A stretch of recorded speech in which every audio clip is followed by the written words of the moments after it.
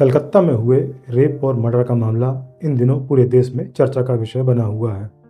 ऐसा नहीं कि इस तरह का अपराध पहली बार हुआ हो। ऐसा इसलिए है कि इस अपराध के बाद जिम्मेदारों की जो भूमिका थी उसे सही तरीके से निर्वाह नहीं किया गया। नित नए हो रहे खुलासों ने पूरे समाज को आंदोलित कर रखा है। क्या युवा, क्या छात्र, क्या समाज सेवी और क्या डॉक्टर सभी सड़कों पर उतरे हुए हैं।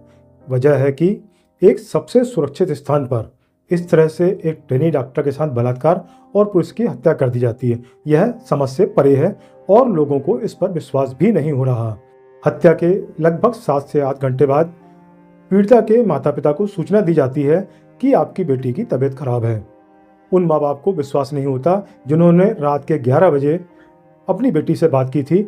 उस बेटी की तबीयत अचानक कहाँ से खराब हो गई। उन्होंने पूछा लेकिन सही जवाब नहीं मिला। बस यही कहा गया कि आपकी बेटी की तबीयत बहुत ज़्यादा खराब है, तुरंत चले आइए। थोड़े समय बाद फिर एक फ़ोन जाता है। कहा जाता है कि आपकी बेटी ने सुसाइड कर लिया है और उसे इमरजेंसी में रखा गया है।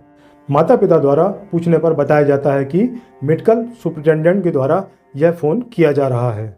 बदहवास से माँ पिता जब उस स्थान पर पहुँचते हैं तो उन्हें 3 घंटे तक अपनी बेटी को देखने नहीं दिया जाता। एक बहुत सुरक्षित स्थान पर जाने माने मेडिकल कॉलेज पर ट्रेनी डॉक्टर के साथ इस तरह का हादसा होता है और किसी भी डॉक्टर को इसकी बात की खबर नहीं होती। दूसरी वजह यह है कि मौत के 7 से 8 घंटे बाद बताया जा रहा है कि सुबह लगभग 3 से 4 बजे पीड़िता की मौत हो गई, लेकिन 7 से 8 घंटे बाद यह कहा जा रहा है कि बेटी की तबीयत खराब है या उसने सुसाइड कर लिया है। इस तरह का झूठ क्यों बोला गया और किसके कहने पर बोला गया? इतने जाने माने मेडिकल कॉलेज में क्या ऐसा कोई डॉक्टर नहीं था जो यह देख सकता कि बेटी अब इस दुनिया में नहीं रही? उस मेडिकल कॉलेज में तो फॉरेंसिक के डॉक्टर भी मौजूद थे। क्या उन सब के लिए इतना बता पाना मुश्किल था कि बेटी अब इस दुनिया में नहीं है और इसके कारणों की वजह क्या है? लेकिन यह सब नहीं बताया गया। बेटी के माँ बाप को लगभग 9 से 10 घंटे अंधेरे में रखा गया और उन्हें सही जानकारी नहीं दी गई। माँ बाप को बेटी का शव लगभग अस्पताल पहुंचने के 3 घंटे बाद देखने को मिला। यह पूरा मामला इसके बाद चर्चा में आया और सभी डॉक्टर इस समय हड़ताल पर हैं। वजह यह है कि ऐसे सुरक्षित स्थान पर इस तरह का कृत्य, इस तरह का अपराध किस बात को इंगित करता है? जिनकी भूमिका इसमें बताई जा रही है या नित नए जो खुलासे हो रहे हैं उससे पूरा समाज उद्वेलित है। इस पूरे प्रकरण में जिस बात को लेकर पूरे देश में गुस्सा है वह यह है कि घटना को छुपाया क्यों गया।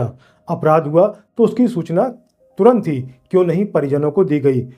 परिजनों को क्यों इतनी देर तक अंधेरे में रखा गया और उनसे झूठ कहा गया? झूठ भी हुआ है, जिम्मेदारों द्वारा बोला गया। आखिर इसके पीछे क्या कारण है? कहीं ऐसा तो नहीं उस पूरे अस्पताल में कोई ऐसा कृत्य चल रहा हो जिसको लेकर पीड़िता को जानकारी हो गई हो और वह बलि का बकरा बन गई हो या इस पूरे मामले में उसकी बलि दे दी गई हो?